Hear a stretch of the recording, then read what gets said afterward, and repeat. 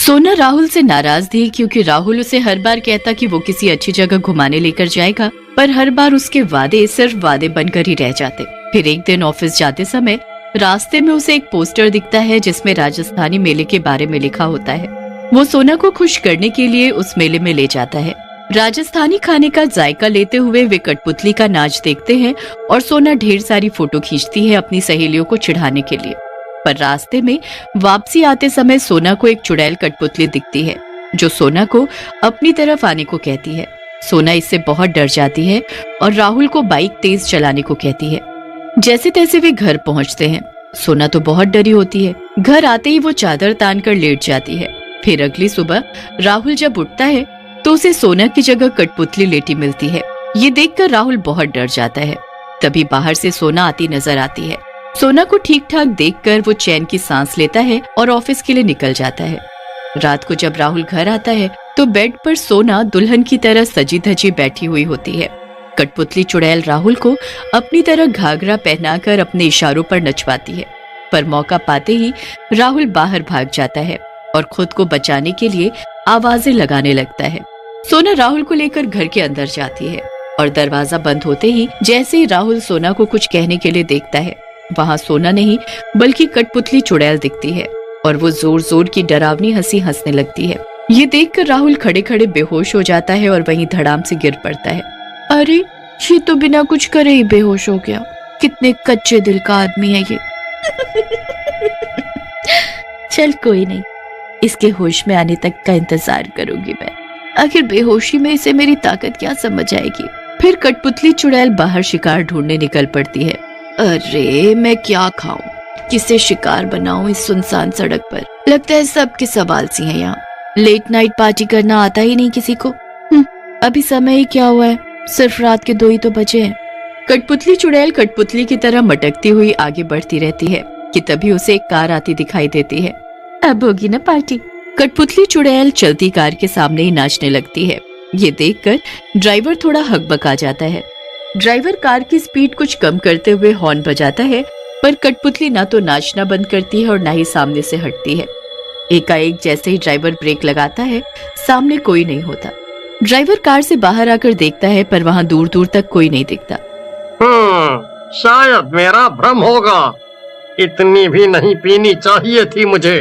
Driver फिर car में बैठ जाता है और आगे का रास्ता तय करने लगता है। अचानक उसे कुछ महसूस होता है।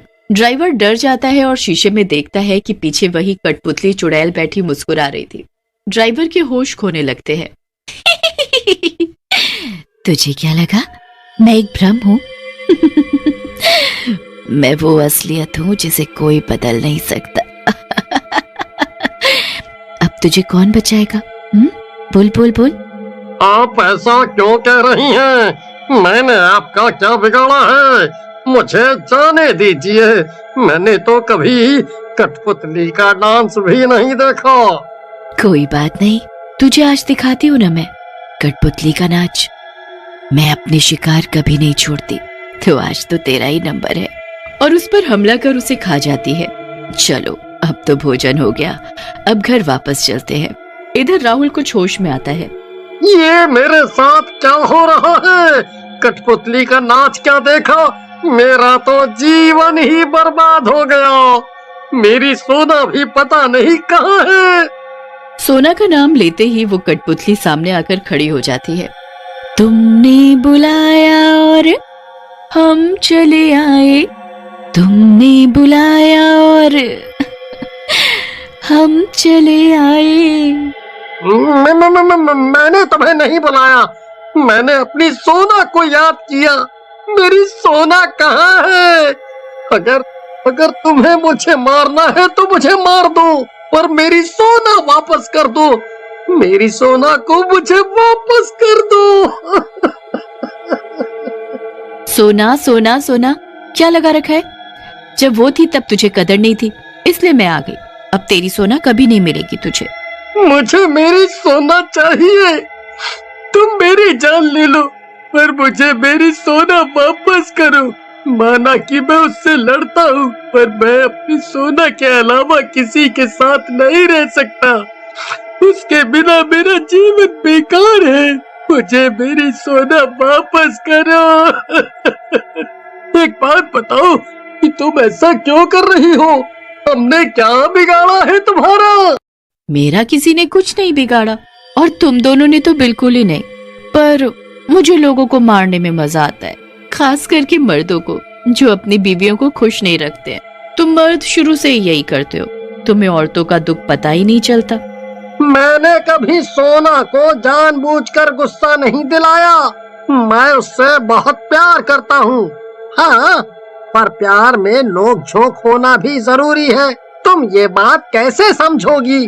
क्योंकि तुम तो एक चुड़ैल हो, वो भी कठपुतली चुड़ैल, जो खुद दूसरों के इशारे पर नाचती है? जिसकी खुद की कोई भावनाएं नहीं होती। तुम हमारे बीच की भावनाओं को समझ नहीं सकती हो। तुम्हारे अंदर वो काबिलियत नहीं है, क्योंकि कठपुतलियों का दिल नहीं होता। ये बातें सुनकर कठपुतली को बहुत गुस्सा आता है। उसका गुस्सा चरम सीमा पर पहुंच जाता है और वो अपनी आंखें लाल करते हुए उसको बताती है, चुप करो, तुम मेरे बारे में जानते ही क्या हो जो इतना बकर बकर बकर कर रहे हो? मेरे पास दिल नहीं है। मुझे किसी पर रहम आता है कि नहीं आता? देख कर तो नहीं लगता। मैं तुमसे पूछ रहा हूँ कि हमने तुम्हारा क्या बिगाड़ा है, या किसी ने तुम्हारे साथ ऐसा क्या किया है कि तुम्हें इतना गुस्सा है? मुझे बताओगी क्या? मैं तुम्हारी किसी तरह से मदद कर सकता हूँ। है बस मैं तुमसे एक ही चीज चाहता हूँ कि तुम मेरी सोना को छोड़ दो। मैं उसके बिना नहीं जी सकता। मेरे पास भी बहुत बड़ा दिल था। मैं अपने पति से बहुत प्यार करती थी और उसके साथ जीने मरने को तैयार थी, पर उसके इरादे कुछ अलग ही थे। एक बार मैं और वो एक राजस्थानी मेले में गए। वहाँ हम कठपुतली का नाच देख रहे थे।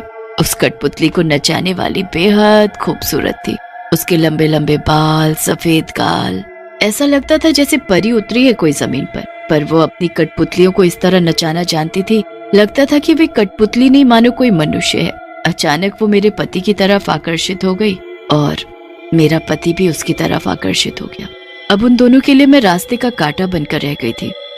उस कठपुतली वाली ने मेरे पति से कहा कि वो मुझे मार दे और वो मुझे एक कठपुतली में कैद कर देगी ताकि मैं कुछ न कर सकूं।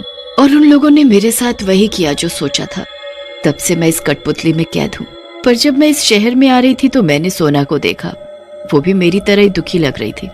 जब मुझे पता लगा कि सोना अपने पति से बहुत प्यार करती है पर उसका पति उसको टाइम नहीं दे रहा, तभी मैंने ठान लिया था कि मैं तुम्हें मारकर उसको मुक्ति दिला दूंगी इस बंधन से। ये तुम्हारी गलत फहमी थी कि मैं अपनी पत्नी से प्यार नहीं करता। मैं सोना से बहुत प्यार करता हूँ। हाँ, मुझे वक्त नहीं मिलता क्योंकि मैं सोना को हर खुशी देना चाहता हूँ और वो पैसे के बिना पूरी नहीं हो सकती, जिस वजह से मैं देर रात तक काम करता हूँ ताकि ज्यादा पैसे कमा सकूं और अपनी सोना को सारी खुशियाँ दे सकूं। पर अब मुझे समझ में आ रहा है कि सोना को पैसे की नहीं, मेरे वक्त की ज्यादा जरूरत है। तुम हमें एक मौका दो, मैं सोना को बहुत खुश रखूंगा और उसे पूरा वक्त दिया करूंगा। बस मेरी सोना को वापस कर दो। तुम्हारे साथ जो हुआ वो बहुत बुरा था, लेकिन उसकी सजा तुम सबको नहीं दे सकती हो। हाँ, ये तुमने ठीक कहा। मैंने बहुत लोगों को मारा पर वो सारे गलत थे। वो अपनी बीवियों से बेवफाई कर रहे थे। मैंने कठपुतली बनकर अपने पति और उस औरत को भी मारा था जिसने मुझे कैद कर लिया था, पर उनको मारने के बाद मैं कभी इस कठपुतली से आजाद नहीं हो पाई। तब मैंने एक बाबा के मुंह से सुना था कि जब मैं किसी सच्चे जोड़े के ऊपर हावी हो जाऊंगी तो मुझे मुक्ति मिलेगी। और तुम लोग सच्चे लगते हो और एक दूसरे से बहुत प्यार करते हो। अब लगता है मुझे यहाँ से जाना होगा। मैं तुम्हारी सोना तुम्हें वापस करती हूँ। कठपुतली चुड़ैल सोना को वापस कर देती है। राहुल अपनी सोना को देखकर बहुत खुश होता है। तब वो कठपुतली चुड़ैल अचानक से वहीं पर उस कठपुतली को छोड़कर गायब हो जाती है। वो कठपुतली बेजान सी वहीं पड़ी रहती है। तभी सोना अपने होश में आती है। मेरी सोना वापस आ गई। शुक्र है उस कठपुतली चुड़ैल का। उसने मुझे आज एहसास करवाया कि हर खुशी पैसों से नहीं खरीदी जाती है। तुम मुझसे प्यार और वक्त चाहती हो और मैं बस पैसों से खुशियां खरीदने चला था। फिर राहुल सोना को गले से लगाता है और कहता है, मैं तुमसे वादा करता हूँ कि अब से हर छुट्टी पर मैं तुम्हें कहीं ना कहीं बाहर घुमाने ले जाया करूँगा। मुझे कहीं जाना भी नहीं है। अच्छा और सुनो, मेरे पैर दर्द हो रहे हैं, दबा दो। राहुल इस बात पर हंसने लगता है और कहता है, जो हुक्म मेरे आका।